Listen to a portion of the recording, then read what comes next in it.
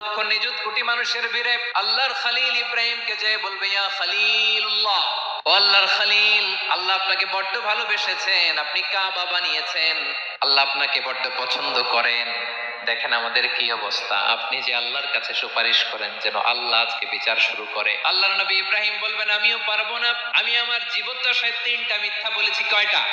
আসলে মিথ্যা না, একটু টুইস্ট করে কৌশল করে কথা বলেছিলেন, ওইটাকে হাদিসে মিথ্যা বলা হয়েছে। আমি জীবনে 3টা মিথ্যা বলেছি, জীবন বাঁচানোর তাগিদে কৌশল করে 3টা কথা বলেছি। আজকের এই কঠিন ময়দানে আল্লাহ যদি ওই 3টা কথার ব্যাপারে জিজ্ঞেস করে, লজ্জায় আমি মাথা দেখাতে পারবো না, আমিও পারবো না, আমিও পারবো না। আজকে আল্লাহ এত রেগে আছে, আগে কখনো এত রাগে নাই, পরেও রাখবে না।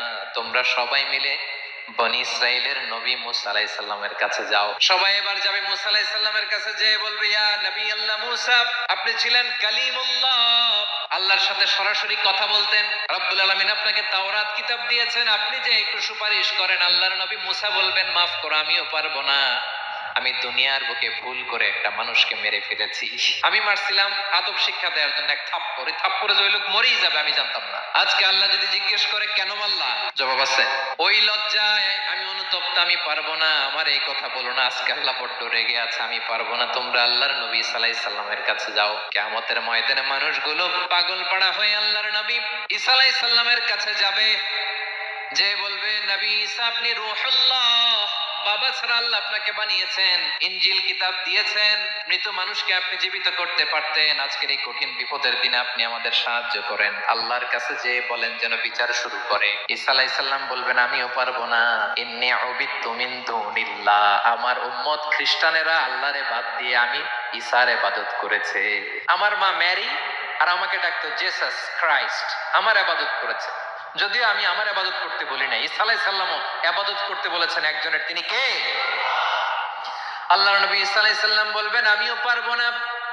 আজকে আল্লাহ অনেক রেগে আছে, আমি পারবো না। তবে একটা পরামর্শ দিতে পারি, একটা সাজেশন দিতে পারি। আজকের দিনে এই কঠিন মুসিবতের কালে, এই কঠিন সময়ে কেউ আল্লাহর দরবারে দাঁড়িয়ে একটা টু শব্দ করার ক্ষমতা কারো নাই, একমাত্র আখিরি জামানার পয়গম্বর বিশ্বনবী মুহাম্মদুর রাসূলুল্লাহ ছাড়া।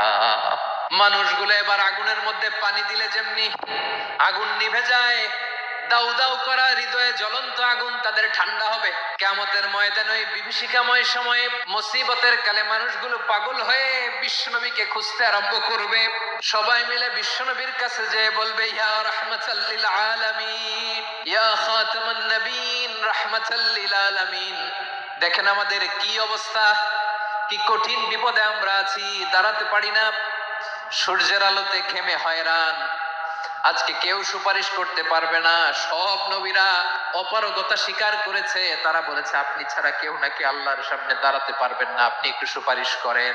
বিশ্বনবী বলবেন আসো আসো, আজকের দিনে আমি ছাড়া আল্লাহর সামনে কেউ দাঁড়াতে পারবে না। বিশ্বনবী মাকামে মাহমুদে যে আল্লাহু আকবার বলে সিজদায় লুটিয়ে পড়বেন। আল্লাহ রাব্বুল আলামিন বিশ্বনবীকে এমন কিছু চমৎকার শব্দ শিখাবেন, ওই শব্দগুলো দিয়ে আল্লাহর প্রশংসা করে বিশ্বনবী কাঁদতে আরম্ভ করবেন। বিশ্বনবী এমন ভাবে অজর দ্বারায় সিজদায় লুটিয়ে পড়ে কাঁদবেন, রব্বুল আলামিনের রহমতের দরিয়ায় জোশ লেগে যাবে। রব্বুল আলামিন এই দৃশ্য থেকে সহ্য করতে পারবেন না। রব্বুল আলামিন বলবেন ইয়া মুহাম্মদ ইরফা রাসাক, ও নবী আপনি মাথা তোলেন, মাথা তোলেন, আপনার কান্না আমি সহ্য করতে পারি না।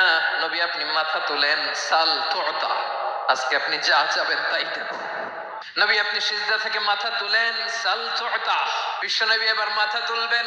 যে বিভীষিকাময় সময়ে প্রত্যেক নবী বলেছেন আমি পারবো না, প্রত্যেক নবী বলেছেন নাফসি নাফসি, আমার কি হবে আমি জানি না, আল্লাহ আমারে বাঁচা।